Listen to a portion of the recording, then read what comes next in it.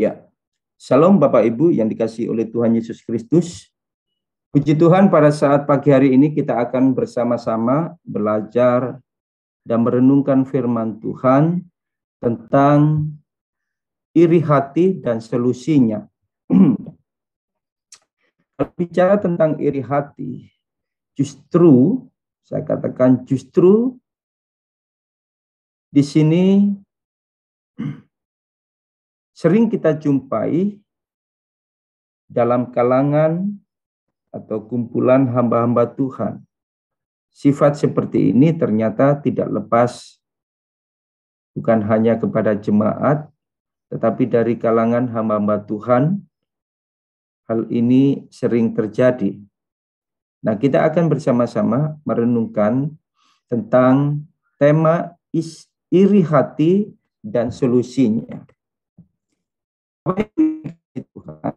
Mari kita bersama-sama membuka dalam surat Yakobus pasal yang ketiga ayat yang ke-16. Yakobus 3 ayat yang ke-16 saya akan bacakan. Firman Tuhan berbunyi demikian. Sebab di mana ada iri hati dan mementingkan diri sendiri, di situ ada kekacauan dan segala macam perbuatan jahat. Iri hati membawa sebuah pengaruh dampak yang begitu luar biasa. Dengan jelas Alkitab di sini memberikan pemahaman kepada kita bahwa jika muncul iri hati dimanapun juga, baik di dalam keluarga, di dalam sebuah komunitas orang Kristen pun, ya, maka menghasilkan apa yang disebut dengan kekacauan dan segala macam perbuatan jahat. Nah, sebelum jauh, kita perlu memahami apa itu yang disebut dengan iri hati. Iri hati adalah suatu kondisi emosi seseorang yang didasarkan pada perasaan tidak senang melihat kelebihan orang lain. Jadi dengan jelas, makna daripada iri hati, perasaan yang tidak senang melihat kelebihan orang lain karena dia tidak mampu untuk memiliki kelebihan itu. Jadi hidupnya di bawah standar dari orang yang diiri. Nah, saudara-saudara yang dikasihi Tuhan Yesus Kristus, ada 7 tanda orang yang punya iri hati. Yang pertama, orang yang iri hati itu selalu mencari topik lain ketika kita, saudara, berbagi kabar gembira. Dia berusaha untuk mengalihkan topik yang saudara bicarakan. Kenapa? Karena tidak suka ya baginya untuk mendengar saudara dalam keadaan baik, mendengar saudara sukacita. Dia pasti akan alihkan topik pembicaraan itu dengan topik yang lain. Nggak usahlah. Kalau itu kita ngerjakan ini padahal topiknya nggak seperti itu. Yang kedua, tanda orang iri hati itu susah melihat saudara bahagia. Dia nggak suka ketika saudara keadaan mengalami kebahagiaan. Tetapi ya, dia sangat bahagia ketika melihat saudara itu susah. Jadi ini memang tujuan daripada orang yang iri hati terhadap orang lain itu seperti itu. Susah melihatmu bahagia. Jadi ketika kalau saudara dalam keadaan yang bahagia, justru hatinya gelisah sekali. Justru hidupnya tidak bisa tidur. Gitu kan? Dirinya nggak bisa tidur, nggak bisa tenang ketika saudara bahagia. Tapi ketika dia mendengarkan kabar bahwa saudara hidup susah, ya, hidup tidak bahagia, dia senangnya bukan main. Yang ketiga, tanda orang yang iri hati melontarkan pujian tidak tulus padamu. Jadi kalau dia memuji saudara, kamu cantik ya. Kata cantik maknanya berbeda. Ya. Jadi kalau orang yang punya sifat iri hati, lalu dia memuji seseorang, kamu cantik ya. Maka kata cantik itu maknanya bukan benar-benar bahwa menunjukkan Anda adalah orang yang cantik. Enggak. Justru kebalikannya. Kan gitu. Kamu kok pintar sekali ya. Kata pintar itu maknanya berbeda. Ya, bagi orang-orang yang punya sifat iri hati itu. Kenapa demikian? Karena yang timbul dalam hatinya itu bukan sebuah bentuk ketulusan ketika dia memuji seseorang. Yang keempat, tanda orang yang iri hati. Sikapnya berubah dingin padamu. Jadi kalau orang seperti ini meresponi ketika saudara berbicara sama dia, biasanya dia dingin-dingin aja gitu. Ya, kalau jawab singkat-singkat, ya, enggak, seperti ini, di situ. Jadi dingin aja dia. Ya. Dan yang berikutnya, yang kelima, tanda orang yang iri hati berusaha mengunggulimu dalam berbagai hal. Dia berusaha untuk mencapai standar di atas yang saudara miliki. Ya. Dengan cara apapun juga, dia akan berusaha untuk mencapainya. Entah itu dengan kecurangan dan lain sebagainya. Kalau dia dapat nilai bagus, kenapa aku enggak? Ya. Nggak suka belajar tapi pingin nilai yang bagus. Lalu cara-cara yang tidak benar yang dilakukan, yang ditempuh, menyontek, ya, plagiat dan lain sebagainya, berusaha mengungguli ya, dalam berbagai hal. Ya. Kenapa dia rambutnya bagus, lurus, sedangkan aku keriting kan gitu. Dia berusaha bagaimana caranya untuk mendapatkan perhatian dari banyak orang. Kalau ada temannya dipercaya, dia gelisah. Kalau ada temannya diberikan kepercayaan pelayanan, dia nggak suka. Dia berusaha ya untuk mencapai standar orang lain miliki. Yang keenam, tanda orang yang punya sifat iri hati suka membicarakan diri saudara di belakang. Jadi orang seperti ini nggak pernah terus terang gitu ya. Nggak mau berkata ya A, B ya B. Enggak. Kadang abu-abu. Bicaranya lain. Karena hatinya menyimpan sesuatu. Jadi di depan orang bicaranya A, tapi di belakangnya dia nggak suka dengan keterus terangan. Karena dia menyimpan sesuatu, hal yang jahat. Jadi suka membicarakan orang lain di belakang. Ya, bukan di dapur maksudnya di sini ya. Artinya kalau nggak ada yang bersangkutan gitu kan, dia baru berani ngomong gini-gini. Dan pasti yang dibicarakan adalah keburukan orang lain.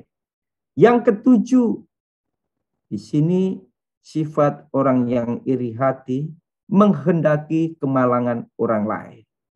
Ya, karena sakit hati, ya, karena iri hati, maka di sini yang timbul, yang ada di dalam hati orang yang bersangkutan, menginginkan kemalangan orang lain.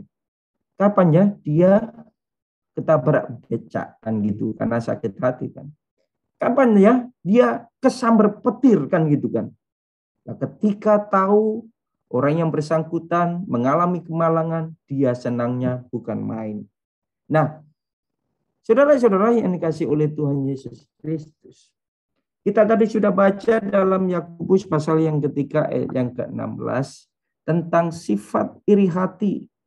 Di situ dikatakan di mana ada iri hati dan mementingkan diri sendiri, di situ ada kekacauan dan segala macam perbuatan jahat. Jelas Alkitab memberikan pemahaman kepada kita tentang sifat iri hati memiliki dampak yang begitu buruk bagi orang lain, yaitu muncul kekacauan di komunitas itu, ya, mungkin di rumah, juga bisa terjadi di gereja atau di komunitas lainnya. Dan dikatakan di sini segala macam perbuatan yang jahat. Jadi dampaknya begitu luar biasa. Nah, saudara, kalau kita melihat begitu banyak contoh-contoh dalam Alkitab tentang masalah iri hati ini. Ya, sering kita mendengarkan khotbah tentang Yusuf dan saudara-saudaranya.